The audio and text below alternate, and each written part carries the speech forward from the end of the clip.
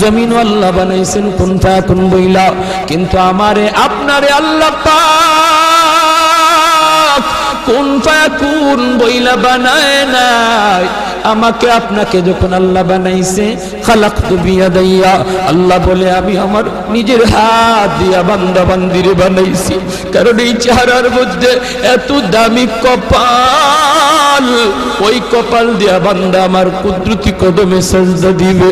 এই কপালটার এত দাম, এই কপাল কুন ফায়াকুন বললে হয় না, এই কপাল ফেরেশতাদের হাতে বানাইলেও হয় না, আমি আল্লাহ নিজের হাতে বানাইছি।